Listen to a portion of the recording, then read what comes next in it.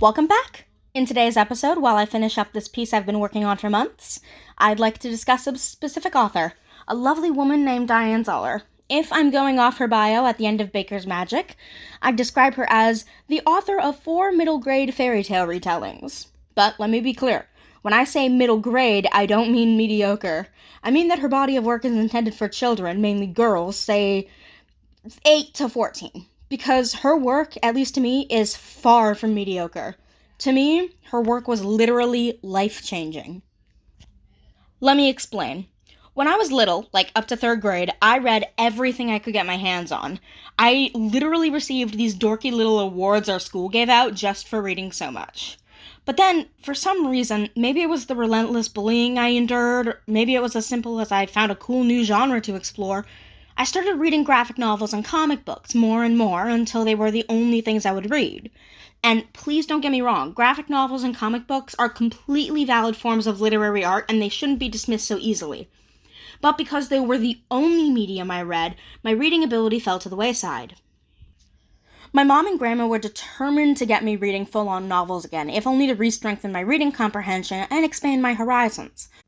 I started reading the Thea Stilton books, which was a start, but I think my mom and my grandma wanted more, only because they knew I was capable of so much more than just graphic novels and Thea Stilton books. So, one day, I think I was 10 or 11, we went to Chapters, now called Indigo, to look for books. I picked up a couple Thea Stilton books immediately, but my grandma scanned the shelves for something I might like. And boy, did she find something amazing. My grandma showed me the book, and while I was skeptical, the breathtaking cover art drew me in. Plus, I just love fairy tales. The 13th Princess by Diane Zahler. Her first work, as far as I know.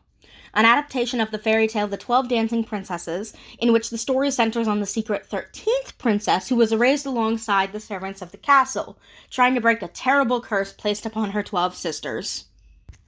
Surprisingly, I don't remember much of my first reading of The 13th Princess. But I do remember falling in love with Diane Zahler's style. I immediately associated her immaculate descriptions of grand palaces and mystical lands with the word glittering. So I got another one of her books, A True Princess, based very loosely off The Princess and the Pea. Once again, while the atmosphere and plot were completely new and fresh, the descriptions of everything were still glittering. And then, finally, I came across my favorite of her books, Princess of the Wild Swans, based off The Wild Swans by Hans Christian Andersen. A brilliant story of a headstrong, almost bratty 12-year-old princess named Mariel breaking a curse on her 5 brothers, turned into swans by their evil stepmother. Every single part of the story hit me in the best ways possible. Mariel's character arc, the love story between one of the princes and a half-witch named Riona, who I'm actually going as for Halloween, and of course, the descriptions. Glittering! So, one day, when I was 12, I sent her an email on her website, and I told her just how much I loved her books. I even used that word, glittering. And guess what? She messaged back. Think about that. This little girl, only 12 years old, bullied relentlessly by her peers, and even having issues with her own stepmother, at the time, I'm okay now, messaged her favorite author, and that author actually messaged her back. It meant everything to me.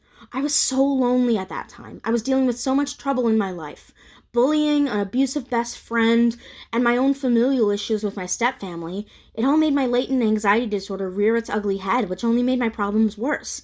But my favorite author messaged me back.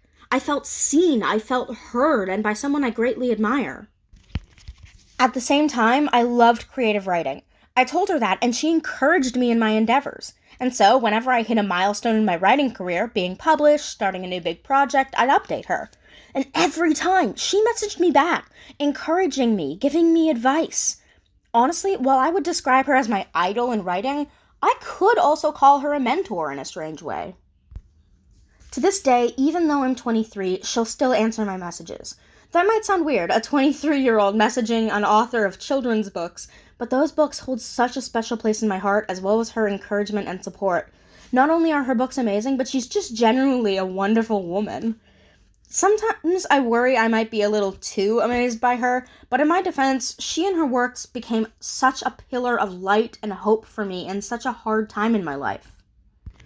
To the point where, while I won't actually mention the project I'm working on, at least not with specifics, I'm actually working on a passion project based off of Princess of the Wild Swans.